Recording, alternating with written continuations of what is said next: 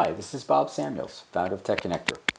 TechConnectr is a marketplace and campaign management platform of best-of-breed account-based marketing lead generation solutions. We've partnered with the Serious Decisions Summit to bring you wisdom from leading account-based marketing thought leaders. To that end, I'm happy to introduce you to Marc Keating, Chief Innovation Officer at Stein IAS. When Marc joined Stein in 2005, he was tasked with transforming it into the most digitally advanced B2B marketing agency around. Marc, it's a pleasure to speak with you. How are you today?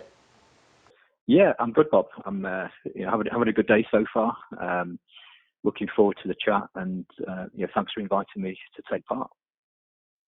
Well, it sounds like it's a very special day, and over there on the other side of the pond, it's actually a beautiful sunny day. It is at the moment, but that can easily change, So it always rains in Manchester, so who knows where it could end up in a few hours. All right, that's always a surprise. Anyway, it's a pleasure. So, wanted to speak with you about one of my favorite topics, account-based marketing, and wanted to get your take. Before we start, if you can give a little bit of a background, so we have an understanding of where you're coming from and what your perspective is around ABM. Yeah, sure. Well, my sort of background individually, it's sort of originally in publishing. I used to work for IDG, launched a magazine there many years ago called The Web, which was in the sort of the mid-90s. And that was kind of really where I kind of got the experience of kind of working with the internet, digital kind of websites. And that sort of caught my interest really in terms of what I do now. It sparked me to set up an agency, which was acquired later on by Stein IAS. I'm going back sort of 15 years ago now. And my sort of role in the last 15 years since joining Stein IAS has been looking at helping clients with go-to-market strategy, which is strategic planning, looking at aligning the right marketing technology, the right data and analytics integration.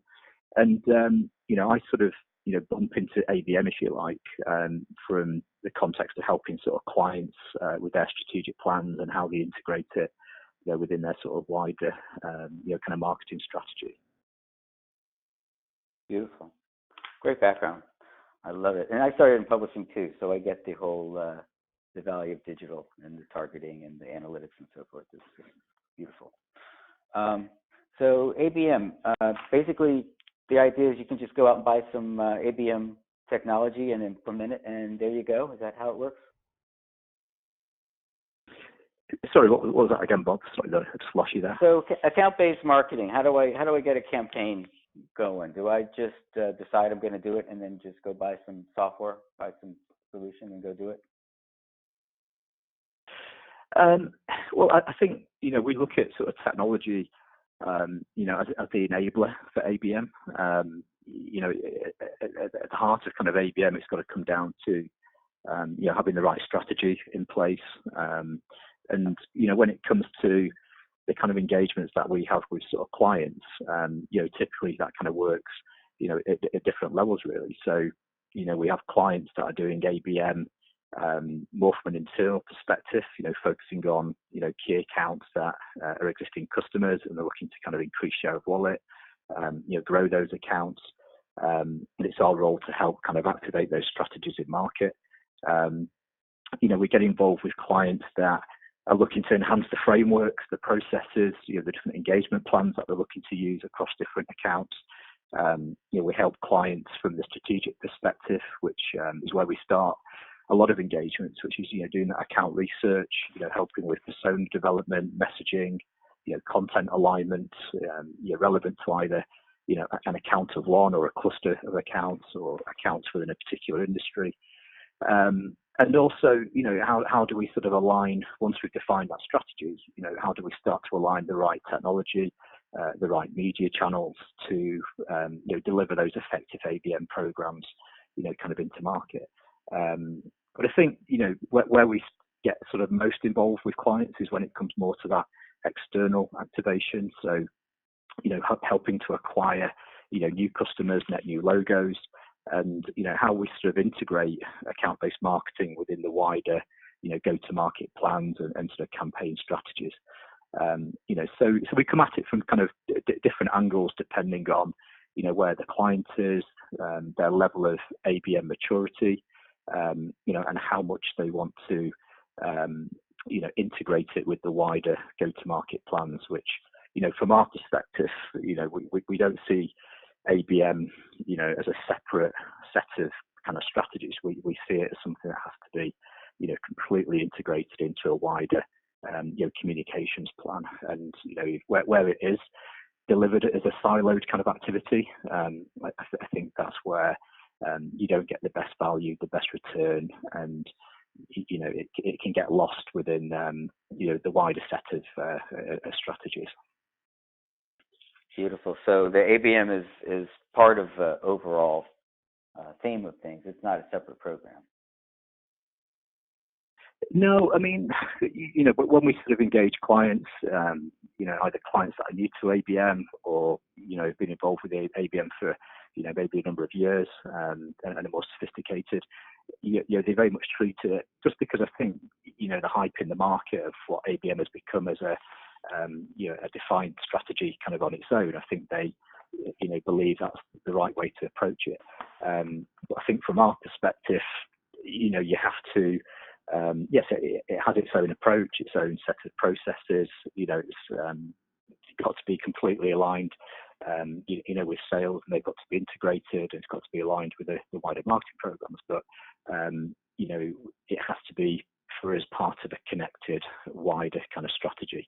And I think something else that we try to look at, particularly with ABM, is that it's not just about kind of outbound approaches and that account targeting and that outbound account engagement, but how do you start to build an ABM inbound strategy which enables you to kind of intercept people as you start to enter that buying process, to do that initial research and make sure that you've got the processes in place, the frameworks to intercept those people and map them to the right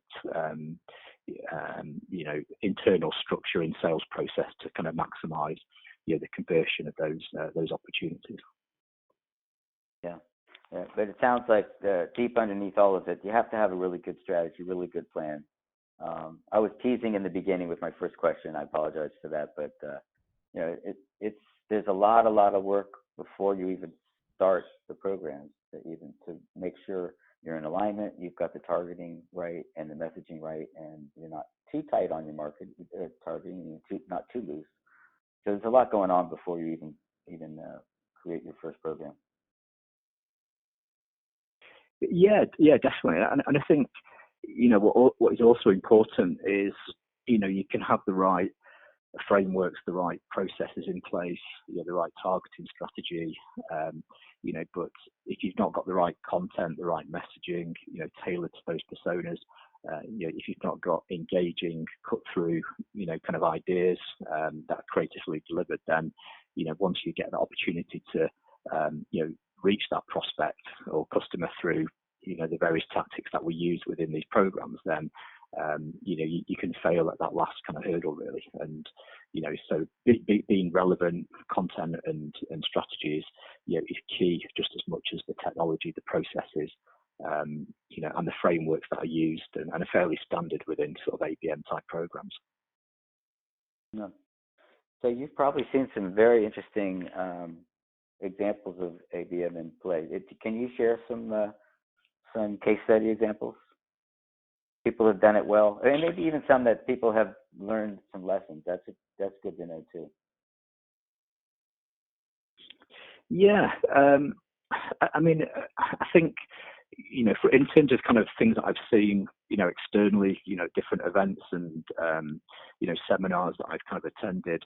I saw a great ABM case study from Intel last year at the Oracle Customer Experience event in Chicago. And they shared a great case study about what they're doing in terms of their processes, their persona development, how they start to use different types of data, both for account identification, but, starting to map context to account records within marketing automation and CRM. So they were kind of really sophisticated and, from start to end, they had a really solid process. If we look closer to home, and some of the clients that we work with. We've done some really exciting work for Juniper a couple of years ago, Juniper Networks, where we were looking to raise awareness of a particular solution within their top 40 accounts. And what was kind of unique about that particular campaign and that kind of program was it was about bringing two different audiences together within the different enterprises. It was about targeting network people, network engineers, and it's about targeting product directors and getting both of those to the table within the organizations that they were looking to reach, because without targeting both of those and bringing them together, Juniper's solution, wouldn't get activated and it wouldn't go to the next stage. So we did a tailored program of activity. It was part of a wider campaign that reached all audiences, but the program that reached those top 40 was highly personalized. We sent these like mini drones to both of the different audiences. We sent them collateral that was about engaging and bringing those two audiences together. So again, that was it had tailored messaging to the right audience. We used creative engagement kind of techniques and direct mail to get that kind of cut through. And if we look at kind of wider strategies, one of the clients that we work with called Trelleborg, they're a big global engineering conglomerate, and we work with a business unit within Trelleborg, which is called Trelleborg Marine and Infrastructure. And they sell, docking systems, marine and port infrastructure technology. And they've become, within our agency and, within the industry, kind of one of the poster childs that we hold up as a client that does all integrated marketing really well, but has, marketing technology, marketing automation, the right content, lead scoring, lead nurturing, kind of at the heart of what they do. And, they've been on a transformation journey over the last 8 years.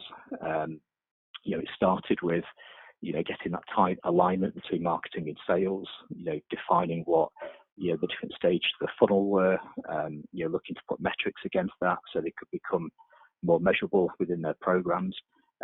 We did things like path to purchase analysis, where we analysed the data within marketing automation to understand, at what point did people enter the buying process, were they part of the same account or, unique contacts in different parts of that account. We looked at what content was converting. We were looking at, how long that customer journey was taking, so we could optimize, content to make sure we have the right amount of content to support that timeline. And, they've been highly successful, and growing the business from, putting those technologies and those approaches in place. And, the big focus for the next couple of years with them is to, advance ABM to the next level, really. So, looking to bring in, deeper personalization into their website, through integration with marketing automation and CRM, having, more sales alerts and triggers, through analyzing digital body language, so when people engage with the right type of content at the right stage of the funnel, it's indicating that account is potentially in market, they're ready to specify a project. Redesigning the nurture tracks, so we can start to, deliver the right content at the right time. And also looking at things like account-based scoring. So, within automation, and particularly this client, we score the individual, but we're not scoring the account that that person is part of. So, that's something we're looking at. And also starting to bring in accounts, intent data as well. So how do we start to identify accounts that, could be in market, in the next kind of 6 to 12 months, and how do we intercept them once we're, being able to identify those buying signals kind of in market. So that's wonderful. One account which is embracing it all. That was a ton, by the way. Thanks for sharing all that. It's good stuff. A lot of rich depth of the touches and so forth.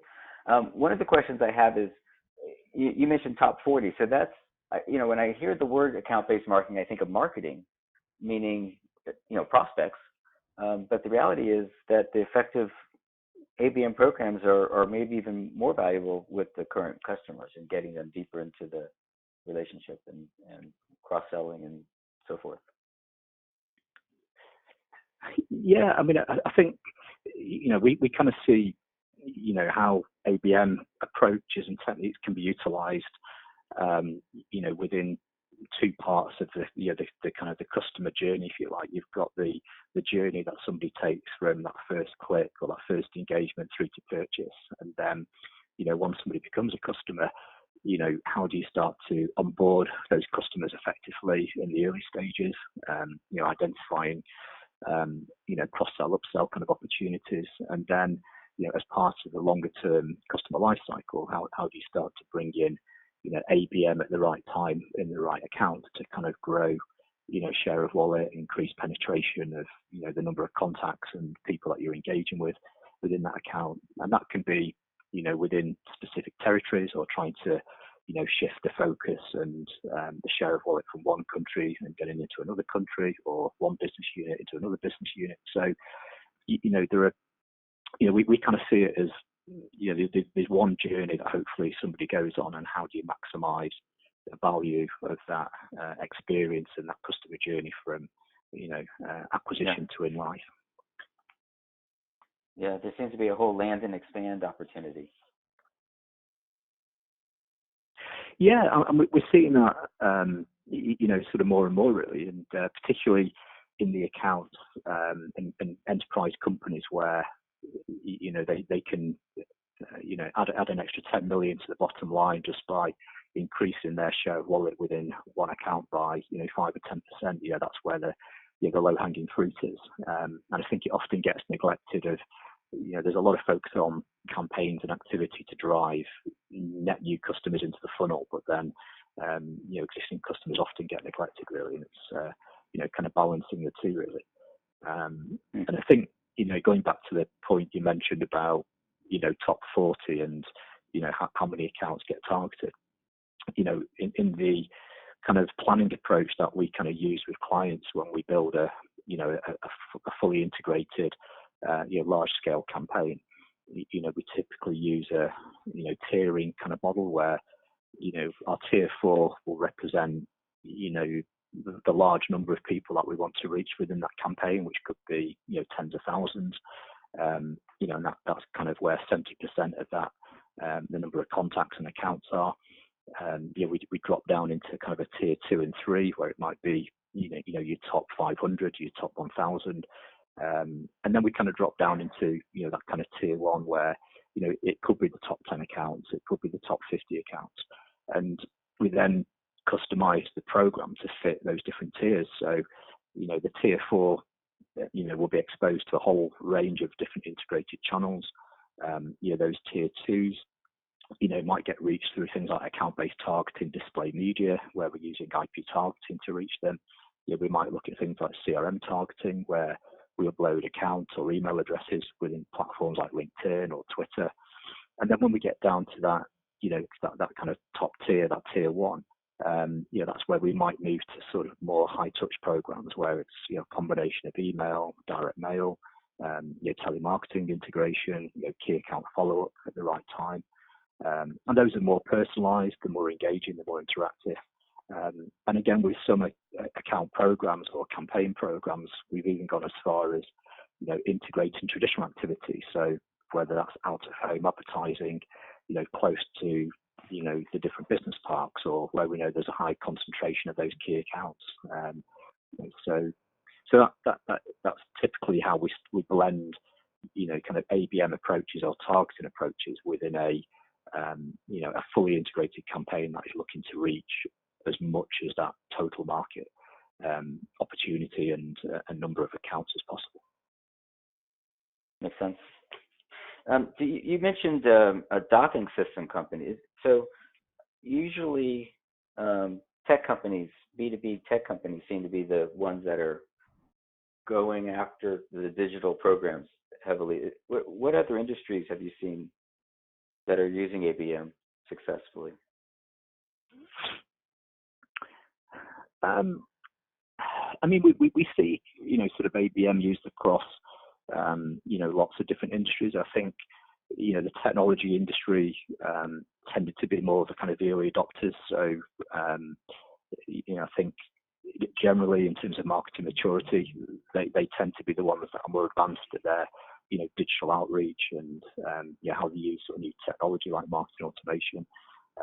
But then, we have clients that are in banking, in industry, engineering, and we see ABM kind of pop up, kind of in all of those really. I think, wherever there's a large purchase with a long kind of buying cycle, it tends to be kind of more relevant really. So, it can work cross industry, and in some cases, we have Trelleborg as an example where we work with different sort of business units, and they're probably in some ways doing as advanced or more advanced things than we do with clients in other industries. And I think a lot of it is, having the right team, the right people with the right mindset, and particularly with Trelleborg and the Marine Infrastructure Division, Richard Hepworth, who's the CEO, the president of that business unit. He's an innovator. He's passionate about driving change. He's very good at aligning marketing and sales and getting them behind that kind of single vision. And it needs people to sort of take risks as well, really. So often those smaller, nimble, more agile teams can be doing just as advanced things as clients in the high tech sectors. Yeah, I believe it. So what about switching gears a little bit, GDPR, just thinking about your position geographically, what are you seeing as the challenges that GDPR has brought toward ABM marketing, or things to be cautious of? Yeah, well, I think data is a double-edged sword, really. I think the technologies that we've seen in the last couple of years that are driven by data, predictive analytics tools, data is critical to making those work, and being able to access those big sort of data sources. So I think what GDPR, which we've seen obviously in the UK and in EMEA with a lot of our clients there, in the last couple of years with that legislation, has really sort of impacted how companies are using data. It's making them sort of rethink how they build their contact databases, and I think what it has done for me is, and I think the penny started to drop with companies now, is that if you're going to have if you're going to get the right permission with the right contacts and accounts, and you're going to have that dialogue, you've got to deliver content that is going to deliver value, and it's about getting that contact frequency right. It's about getting the quality of the content, engaging content that is linked to the right issues and trends in the market that people want to discover. And I think if you deliver that, then people will want to engage with your brand, and they will give you permission to do that. So, with a lot of our clients in the UK and EMEA, as they've gone through the GDPR exercise, they've lost, 70, 80, 60% of their contact records from their databases. But in some ways, it has been a good exercise, because it's about focusing in on the contacts that actually want to have a relationship with your brand, and those are the ones that will hopefully drive better engagement and better conversions longer term. But I think GDPR has been around for probably just over a year and a half now in EMEA, but we're starting to see bad practices start to emerge again. Within the first few months of GDPR coming in, I had no spam emails for 2 or 3 months. Now it's happening again. So I think it brings its challenges, but I think if you're a company that wants to do dialogue marketing right, then good content and managing your contact preferences right will be. I think that they'll be the ones that are going to succeed. So it'll be interesting to see what happens when the law comes in I think it's California, the California privacy law, and see whether it has the same impact, or whether it comes in and then within a few years, not much has changed, which I think is what's happened definitely in EMEA. Yeah. I think you're right. And once California goes, that's a whole different ballgame.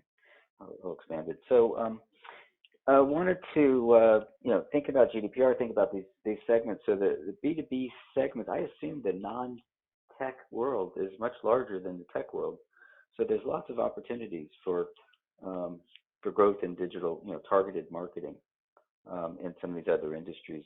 And then GDPR is going to, especially California, it's going to become more of an issue.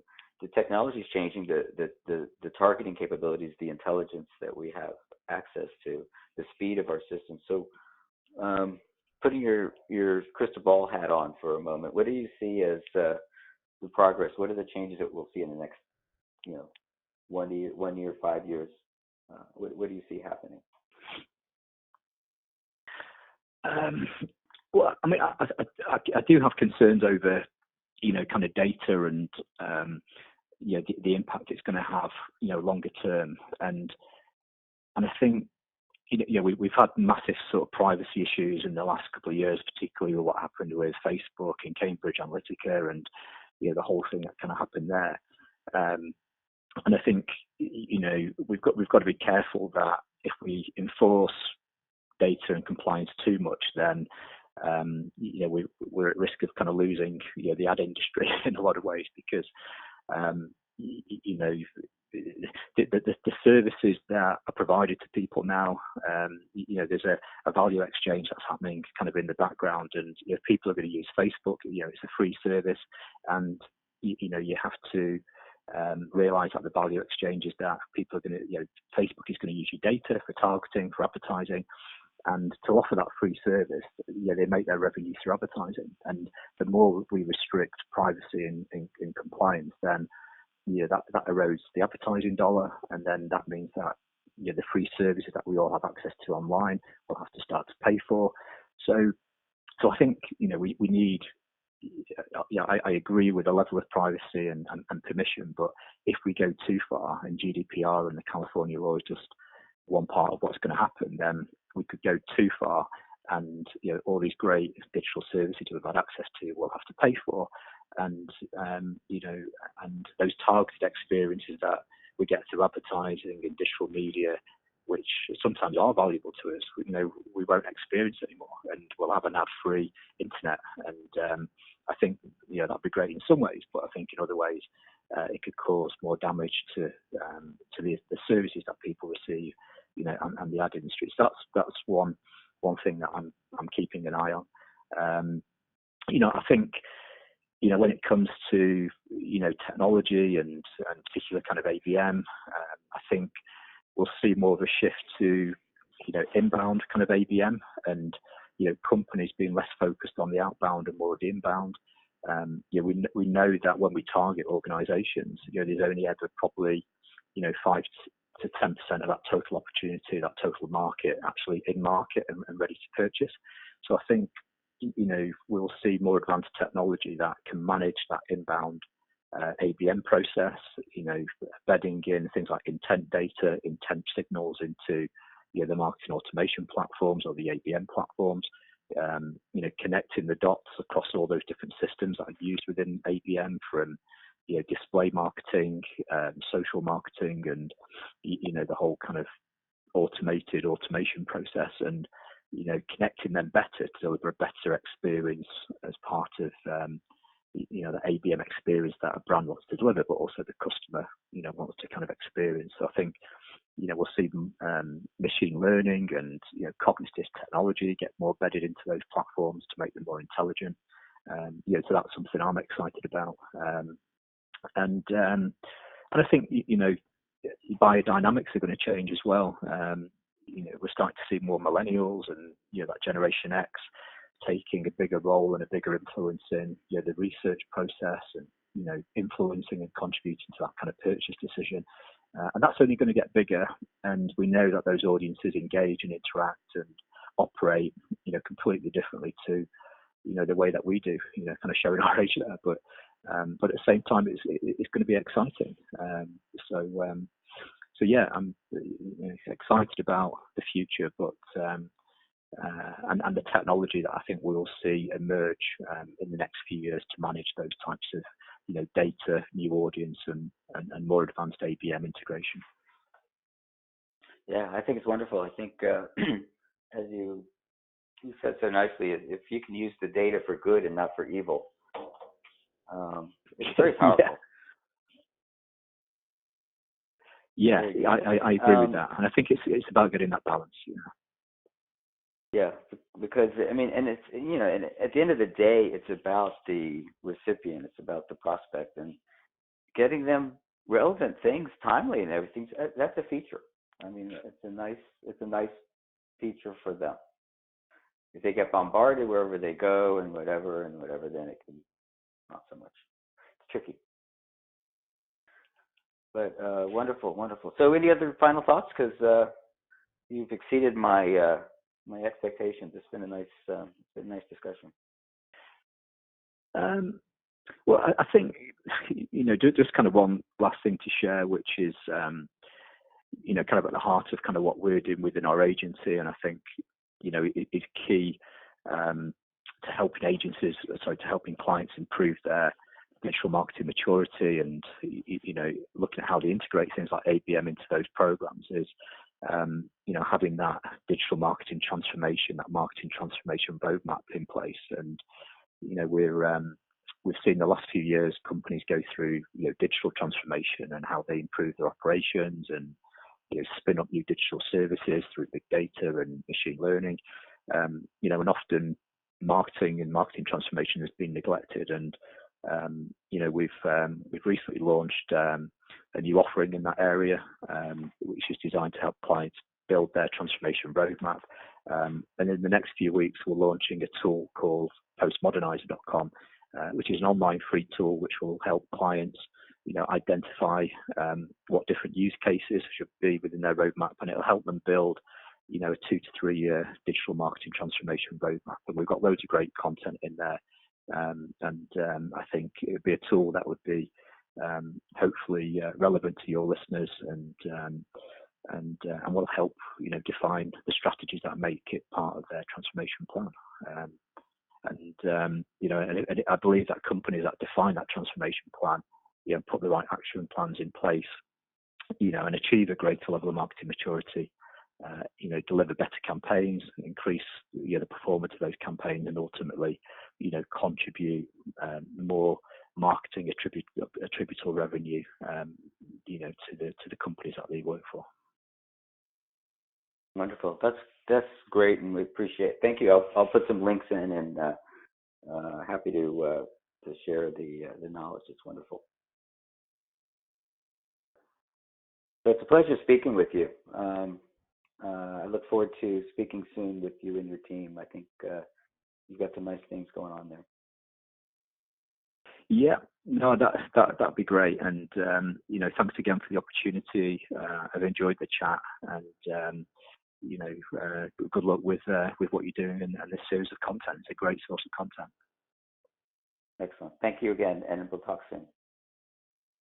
Cheers. Okay. All the best, Bob. Thank you.